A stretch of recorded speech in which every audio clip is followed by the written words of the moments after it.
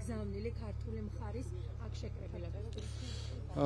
დღეს პარლამენტების სპიკერების სოფლიო კონფერენციის ძირითადი დღე არის, სადაც როგორც გენერალური დებატები მიმდინარეობს, ისე სხვა პანელურ დისკუსიაში, ქონდა შესაძლებლობა პანელურ დისკუსიის ფარგლებში, ისევე როგორც გენერალური დებატების ფარგლებში გამოსულიყავი კოლეგების წინაშე და გვესაუბრა საქართველოს გადმოსახედიდან იმ საკითხებზე, რომელიც მნიშვნელოვანი არის, რომ ასეთ ფორმატის დროს ხაზი გაისვოს. ძირითადად ვისაუბრეთ გამჭვირვალობის მნიშვნელობაზე, უცხო სხვა ქვეყნების შიდა საქმეების ჩაურევლობის დაუშვებლობაზე, რაც არის წინაპირობა ერთ-ერთი მთავარი ქვეყნების მშვიდობიანი განვითარებისა.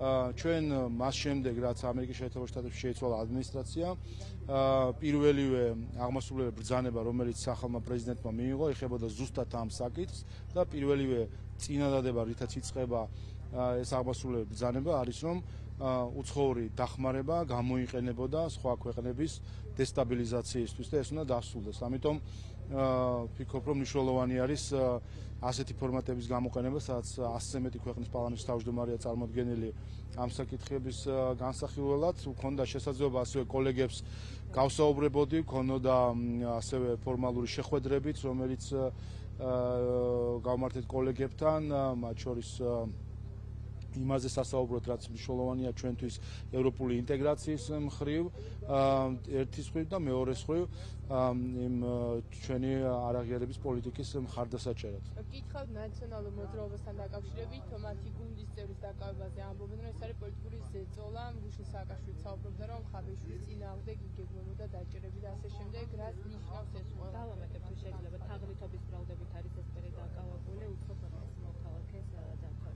ფაქტსაც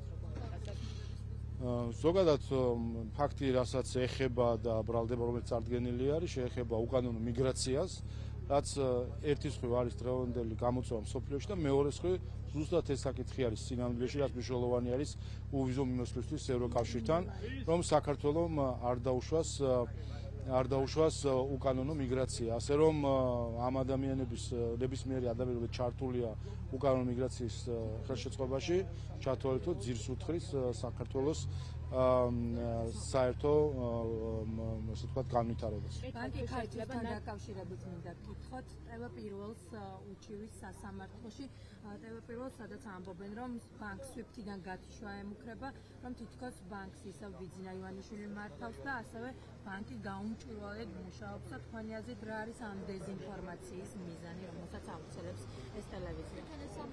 უპირველეს ყოვლისა, მნიშვნელოვანი რა არის ამ დეზინფორმაციის წყარო? ამ დეზინფორმაციის წყარო არის მამუკა ხაზარაძე და მისი ტელევიზია არის ეს, რომელიც აწყობს ასეთ თეორიებს. ცნობილი არის, რომ ბანკი ქართულ არის საქველმოქმედო ორგანიზაციის განკარგულებაში და ყველა მისი შემოსავალი სწორედ საქველმოქმედო მიზნებისთვის მიიმართება. თუმცა მამუკა ხაზარაძესთვის, რომელიც თავად თაღლითობისთვის არის გასამართლებული და ქონება კი მევახშეობით აიწყო, გასაგებია, რომ მისთვის ქველმოქმედება რა არის, გაუგებარია და ამიტომ ცდილობს, რომ რაიმენაირად ასეთი დეზინფორმაციით და ტყუილით ზიანი მიაყენოს ბიძინა ივანიშვილს და ამიტომაც არსებობს სასამართლო, მე მგონი ხელის გულზე დევს ის ტყუილი და დეზინფორმაცია, რომელსაც მამუკა ხაზარაძის ტელევიზია ავრცელებს, ასე რომ განიხილავს სასამართლო ყველა ამას ნახავს საჯაროდ და ადგენს კიდევაც შეშმარებას. წესთან დაკავშირებითაც მინდა გითხოთ, საარჩევნო ადმინისტრაცია შეშფოთებას გამოთქვამს ბოლო დროს ევროპარლამენტის სახელით გამოქვეყნებულ განცხადებებთან დაკავშირებით, სადაც საუბარია, რომ 26 ოქტომბრის არჩევნები გაყალბებულად არის მოხსენიებული, რაც ეუთო ოდირის დასკვნაში მსგავსი არაფერი არ ყოფილა, რამდენად სწორია ევროპარლამენტის ეს განცხადება. ხო, ეს არის ის დეზინფორმაცია, რომელიც ბრიუსელის მხრიდან ვრცელდება საქართველოს წინააღმდეგ. ეს რეზოლუცია მიღებული იქნა ევროპარლამენტში გაფართოების კომისარის მარტა კოსის თანდასწრებით და მისი შექების და ტაშის თანხლებით და როცა ასეთი დეზინფორმაცია იწერება ბრიუსელის ოფიციალურ დოკუმენტებში, იქნება ეს არჩევნებთან დაკავშირებით და შეგახსენებთ, რომ ამ რეზოლუციაში ასევე მიხეილ სააკაშვილის გათავისუფლებაც არის მოთხოვილი. რა თქმა უნდა, ეს კიდევ ერთხელ ჩრდილს აყენებს ნდობას ევროკავშირის ინსტიტუტების მიმართ. დღემდე სამწუხაროდ ევროკავშირის ელჩი არ გამიჯნია ამ რეზოლუციას და ამითი ხელს უწყობს თავად ევროკავშირის ელჩიც ამ ტყუილის გავრცელებას საქართველოში. ერთის მხრივ ხედავთ, რომ რამდენიმე ფრონტია გაშლილი თავდასხმა ქართულ დემოკრატიაზე, ერთის ხრივ ევროპარლამენტის რეზოლუცია, რომელიც ავრცელებს ტყუილს არჩევნებთან დაკავშირებით, თითქოს გაყავდა. მეორე ევროკავშირის ელჩი, რომელიც არ ემიჯნება ამ რეზოლუციას და არ ამხელს ამ რეზოლუციის დეზინფორმაციულობას და მათ შორის არ ამბობს იმას, რომ ეს მის პოზიციას არ წარმოადგენს და არ ემიჯნება. მესამე ევროკავშირის საელჩოს მიერ დაფინანსებული NGO-ები, რომლებიც არ აღიარებენ არჩევნებს, არ აღიარებენ დემოკრატიულ ინსტიტუტებს და მის დაფინანსებას აგრძელებს ევროკავშირის ელჩი. ეს ყველაფერი არის თავდასხმა ქართულ დემოკრატიაზე და სამწუხაროდ ამ თავდასხმის ერთ-ერთი თანამონაწილე ევროკავშირის ელჩი არის. ჩვენ მოვისმინეთ ბრიუსელის პრესპიკერის განცხადება დეზინფორმაციასთან დაკავშირებით, ბოდიში მოიხადოს ყველა, მათ შორის ბრიუსელში, მანამ სანამ ქართველებს დააბრალებს დეზინფორმაციას. ფაქტები დავასახელეთ მილიონი, არც ერთი ფაქტი გაბათილებული არ იქნა ამ პრესპიკერის მხრიდან. ითქვა ერთი რაღაც ეს ხელი აგვიქნიეს, რომ დეზინფორმაცია არის. სად არის პასუხები იმ კითხვებზე, რომელსაც ვსვავს, რატო აფინანსებს ევროკავშირი ორგანიზაციებს, რომლებიც არ აღიარებენ დემოკრატიულ ინსტიტუტებს, რომლებიც არ აღიარებენ ქართული ხალხის არჩევნებს, რომლებიც ავრცელებენ დეზინფორმაციას, რომლებიც ავრცელებენ სიძულვილს. ყველა ორგანიზაცია დღეს და ყველა ადამიანი საქართველოში, ვინც ავრცელებს სიძულვილის ენას, ვინც ავრცელებს დეზინფორმაციას, ვინც არ აღიარებს დემოკრატიას, ყველა უკლებრივ დაფინანსებული არის ევროკავშირის ბიუჯეტიდან. ასე რომ, რა თქმა უნდა, აქ დგას პირდაპირ ევროკავშირის ელჩის პასუხისმგებლობა, რომელიც ამისი თანამონაწილეა. თვითმმართველობის არჩევნებზე მინდა კითხოთ, ბატონაშალვა, ორად ყოფილ და გახლეჩილ ოპოზიციაში ერთი ნაწილი ლელო გახარიევის კანდიდატად განიხილება ალეკო ელისაშვილი, მეორე ბანაკში მყოფი ოპოზიციიდან გიორგი ვაშაძემ 8 პუნქტიანი გეგმა შესთავაზა ოპოზიციას, სადაც საუბარია დაუმორჩილებობაზე, ერთიანობაზე, აქციებზე და ასე შემდეგ. ერთის მხრივ ოპოზიციის ერთი ნაწილის ალეკო ელისაშვილი და მეორეს მხრივ გიორგი ვაშაძის გეგმა, რომ შევაფასოთ და მათი პერსპექტივები თვითმმართველობის არჩევნებზე. გავამატებ თუ შეიძლება პატა მანჯგალაძემ წარადგინა ვაშაძე ჯაფარიძის გეგმა, რომ ერთი ბრენდის ქვეშ უნდა გავერთიანდეთ დაუმორჩილებობა და ამით მივიღწევთ ვადამდელ არჩევნებზე. ისა ვადამდელ არჩევნებზე საუბარი. ხო, როცა საუბრობენ ერთი ბრენდის ქვეშ გაერთიანენ, ამით აღიარებენ კიდევაც ისაც ერთი ბრენდის ქვეშ ნაციონალ მოძრაობის ქვეშ არიან ყველა. კიდევ ერთხელ, არ ვიცი, ხაროდემდე უნდა შეგვაყარონ თვალებში მართლაც აი ნაცარიც უკვე აღარ არის ეს რასაც ახლა ხედავთ ეს არის უბრალოდ თავხედური ტყუილი ქართული საზოგადოების მიერ როდესაც ხედავთ ევროპელ პოლიტიკოსებს დიპლომატებს გამოდიან და გვესაუბრებიან თითქოს არის რაიმე განსხვავება რადიკალურ ოპოზიციას შორის არის ერთი წყაროდან მომდინარე ნაკადულები რომლებიც ყოველთვის ერთად ერთიანდებიან როგორც ვერცხლის წყალი ასე რომ კიდევ ერთხელ ეს არის ერთი ბრენდი ნაციონალური მოძრაობა და ნაცობა ეს არის იდეოლოგია და ყველა ვინც აი ამ იდეოლოგიის ქვეშ არის ერთი პარტიის ნაწილი რაც შეეხება თავად მათ მონაწილეობას არჩევნებს უნდა გითხრათ შანსი რა უნდა ქონდეთ ადამიანებს რომლებიც პირდაპირ გამოდიან და მთავარი საარჩევნო დაპირება აქვს რომ გადაწყვეტილებებს მიიღებენ გარედან მიღებული მითითებებით. მთავარი საყვედური რა არის რადიკალური ოპოზიციის ხელისუფლების მიმართ. მთავარი საყვედური რომ არ უჯერებთ უცხოელებს. აი ეს არის. და მთავარი დაპირებაც არის რომ დაუჯერებენ უცხოელებს. დაუჯერებენ ესტონეთის საგარეო საქმეთა მინისტრს საქართველოს მართავენ ესტონეთის საგარეო საქმეთა მინისტრის სურვილების და მითითების მიხედვით. ასეთ ადამიანებს ვინ უნდა მისცეს ხმა, როგორ შეიძლება საერთოდ მანდატი ანდო ხალხმა, რომელმაც დამოუკიდებლობისთვის ვიბრძოლეთ, მოვიპოვეთ 30 წელია ვაშენებთ ქვეყანას და მოდიან ეხლა კიდე არიან ასე თქვა ძალები რომელიც ამბობენ რომ ქართველობა უნარობას ნიშნავს არაფერი ჩვენ არ შეგვიძლია უნდა დაუჯეროთ რასა იუკნევიჩიანეს და უნდა დაუჯეროთ ბრიუსელის პრესპიკერს ნუ ამ დონეზე დაყავთ მართლა ცისხლით მოტანილი დამოუკიდებლობა დღეს არჩევანი ზოგადად პოლიტიკურ ლანდშაფტზე არის დამოუკიდებლობის მომხრე და დამოუკიდებლობის მოწინააღმდეგე ძალებს შორის სამხარეს არის ქართული ოცნება რომელიც არის დამოუკიდებლობის მომხრე და დამოუკიდებლობის დამცველი და მეორე მხარეს არის რადიკალური ოპოზიცია, რომელიც არის დამოუკიდებლობის წინააღმდეგი და ამბობს, რომ ქართველებს არ შეგვიძლია მართო ჩვენი ქვეყანა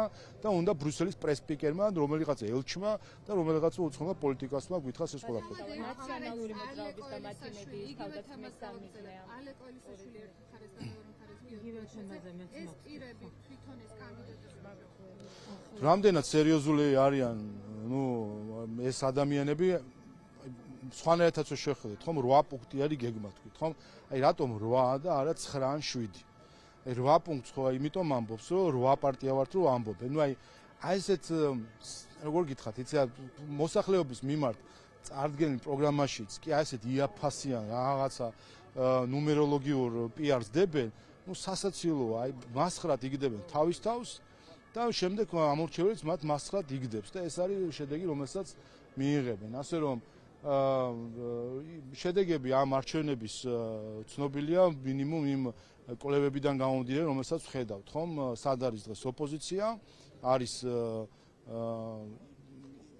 იქ ჩემი აზრით კიდევ უფრო დაბალი უნდა იყოს წესით მათი მხარდაჭერა იმ პირობებში, რასაც ისინი არჩევენ, მაგრამ ფაქტი არის ასევე, რომ ქართული ოცნებების მიმართ მხარდაჭერა გაიზარდა საპარლამენტო არჩევნების შემდეგ. ბატონო შალო, ამ თემას გავაგრძელებ, ბოდიშ გიხდით, ოპოზიციის გახრეჩვაზე იყო აქ საუბარი და მინდა გითხოთ ლევან ხაბეიშვილის განცხადება, რომელიც მან 4 ოქტომბერს რომელიც მან გააკეთა, 4 ოქტომბერი არის ბუნებრივი თარიღი, როცა საქართველოს მოქალაქეები გარეთ უნდა გავიდნენ. ამ განცხადებას თინა ბოკუჩავამ უპასუხა, რომ რევოლუციების თარიღები ასე წინასწარ არ ცხადდება, ბუნებრივად უნდა მოხდეს. აი ეს ერთგვარი დაპირისპირება ხომ არ აჩენს იმ კითხვებს და ადასტურებს იმას, რომ პარტიაში ერთმანეთს აღარ ინდობენ უკვე საჯაროდაც. სიამოვნებაში არსში დაპირისპირება აქ არ არის, თარიღებში შეიძლება თარიღების ტაქტიკა აქვს სხვანაირი, თუმცა არსი ორივე ლიდერი ნაციონალურ მოძრაობის გამოვიდა და ორივე ლიდერმა დაადასტურა, რომ მათი მიზანი არის ხელისუფლების ძალადობრივი შეცვლა. არა არჩევნები, არა დემოკრატიული გზა, არამედ ხელისუფლების ძალადობრივი შეცვლა არის მათი მიზანი, ორივე ლიდერმა ნაციონალურ მოძრაობის ეს დაადასტურა. აი ახლა ამ პარტიას ხელს რომ ართმევენ ზოგიერთი ელჩი, ევროპის სახალხო პარტია მიხეილ სააკაშვილისთვის რომ ცარიაძის ხამს გამოყოფს ხოლმე, ხომ აჩვენებს სინამდვილეში რა უნდა ზოგიერთ უცხოელს ჩვენთვის. უნდათ რომ გაგვიმეორონ 90-იანები აქ თავის ყველაფრით შიდა და გარე დაპირისპირებით ყველაფრით უნდა თუ გაიმეორონ 90-იანი წლები საქართველოში. და ამაზე რა თქმა უნდა არ უშვებს საქართველოს, ეს იყო ზუსტად 26 ოქტომბერს ქართული ხალხის პასუხი ყველა ამ ქართველის და უცხოელისთვის, ვინც აქ ქუჩის ომების მოწყობას გვიპირებდა და ნახეთ ამ ომის ქუჩის ომის იმიტაციაც შარშან დეკემბერში, როდესაც მაშხალები დაიჭირეს ხელში და ამის ტყვიამფრქვევით ესროდნენ პოლიციელებს და ერთი ევროპელი ელჩი ვერ მოუძებნეთ დღისით სანთლის შუქზე, რომ ერთს მაინც დაეგმო ეს ძალადობა პოლიციაზე საქართველოს პარლამენტზე. დღემდე ევროკავშირის ელჩი ჩუმად არის მაშინ, როდესაც მისი დაფინანსებული ადამიანები წავდნენ პარლამენტზე და თავს ესხმოდნენ პოლიციას. ნაციონალური მოძრაობის და მათი მედიის თავდასხმის სამიზნე არის ამჯერად ტურიზმის სექტორი. BMG-მ გაავრცელა ინფორმაცია, რომ ბათუ ქუთელიას ბიზნეს პარტნიორი ხალიანის მფლობელი ამბობს, რომ ყავს ტურისტები რუსეთიდან, ინდოეთიდან, პაკისტანიდან, რომლებიც ფულს არ ხარჯავენ. აი ამ ფაქტს ეს საერთოდ მე მგონი რაღაც სპეციფიური სეგმენტი შეიქმნა საქართველოში ნაცი ბიზნესმენების თუ რაღაც იდეოლოგიზირებული ბიზნესმენების, რომლებიც რატომღაც რაღაც მაზოხიშვი გადავარდნილი არიან, რომ რაიმენაირად წარმოაჩინონ რამდენად ასე ვთქვათ, რაიმენაირად წარმოაჩინონ ისო უნდათ რომ ისეთი შტაბ-შეჭრება იქნება, უნდათ რომ რაღაცნაირად დაზიანდნენ, დაზარალდნენ, რომ მე ამაზე მოთქვან და ვიღაცას დააბრალონ. ნუ ნაცია მნიშვნელობა არ აქვს, ის სასტუმროს მენეჯერი არის თუ NGO-ს თანამშრომელი არის, ბათუ ქუთელია არის თუ სხვა ადამიანი.